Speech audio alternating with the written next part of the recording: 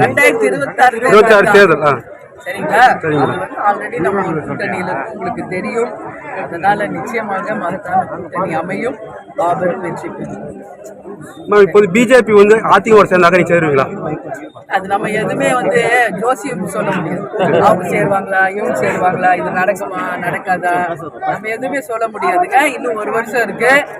அந்த 1 வருஷம் கழிச்சு யார் கூட சேர்றாங்க, எப்படி கூட்டணி அமைய போகிறது என்பதெல்லாம் இப்ப பிப்ரவரியில இருக்கும். அடுத்த பிப்ரவரி உங்களுக்கு தெளிவாக நாங்கள் பதில் சொல்லுவோம்.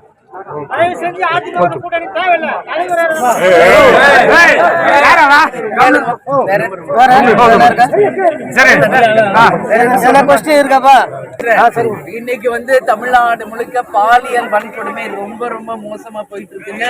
தமிழ்நாடு நம்ம தலைகுனி பார்க்க வேண்டிய ஒரு நிலைமை. சரிங்களா? மாணவி முதல் கொண்டு முதியவர்கள் வரைக்கும் இன்னைக்கு பாலியல் கொடுமை நடந்துட்டு இருக்கு. எங்க பார்த்தாலும் டாஸ்மாக், கள்ளச்சாராயம், அது மட்டும் இல்ல கஞ்சா, எங்கு பார்த்தாலும் விற்பனை. இதுதான் இந்த பாலியல் வன்கொடுமைக்கு மிக முக்கியமான ஒரு காரணமா இருக்கு. சேலத்துல பார்த்தா டாஸ்மாக் கடையிலேயே கள்ளச்சாராயத்தை விற்கிறாங்க. அதனால இந்த கவர்மெண்ட் என்ன முன்னுதாரணம் காமிக்கிறாங்க அப்படிங்கிறது மக்கள் கேள்வியாக நாங்க கேட்கிறோம். ஏன்னா நம்ம மக்களை சரியான முறையில வழி நடத்தணும். அவங்க கொடுத்த வாக்குறுதிகளை நிறைவேற்றல, ஆனா கொடுக்காத வாக்குறுதிகளா நடக்கும்னு சொல்றாங்க. ஆட்சிக்கு வந்த உடனே நீட்டை ஒழிப்போம்னு சொன்னாங்க. இன்னைக்கு வரைக்கும் நீட்டை ஒழிக்க முடியலைங்க. முடியாதுன்னு சொல்லி தெரிஞ்சும் அவங்க இதை வச்சு அரசியல் பண்றாங்க. அதே மாதிரி திருப்பரங்குன்றத்துல நீங்க பாத்தீங்கன்னா இஸ்லாமியர்களுக்கும் இந்துக்களும் சண்டைய நடந்துச்சு. இப்போ நாளைக்கு தைப்பூசம். தமிழ்நாடு முழுக்க இருக்கின்ற மிக முக்கியமான கடவுள் யாருன்னு நம்ம பார்த்தா முருகர் தான்.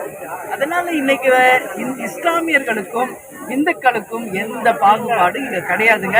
பல வருஷமாக எல்லாரும் ஒற்றுமையா சகோதர சகோதரிகளா தான் வாழ்ந்து நிற்கிறோம். இவ்வளவு வருஷம் இல்லாத ஒரு பிரச்சனை இப்ப புதுசா கொண்டு வராங்க.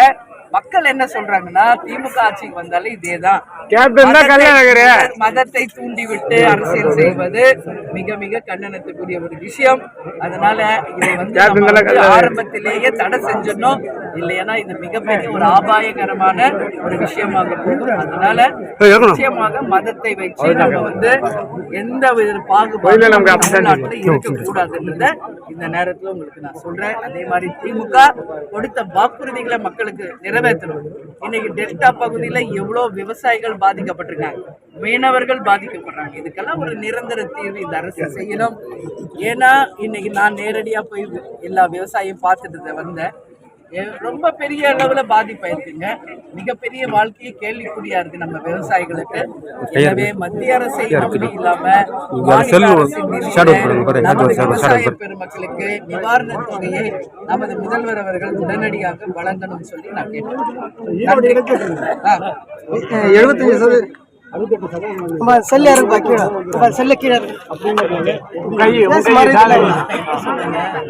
ஒரு போட்டிக்களம்னா எதிராளி இருக்கணும்.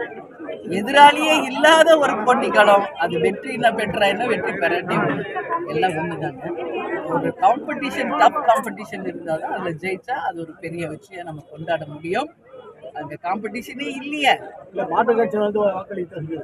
யார் வாக்களிச்சா? எல்லாரும் சுயேட்சைங்க தான் நின்னாங்க. யார் நின்னா? பெரிய கட்சி.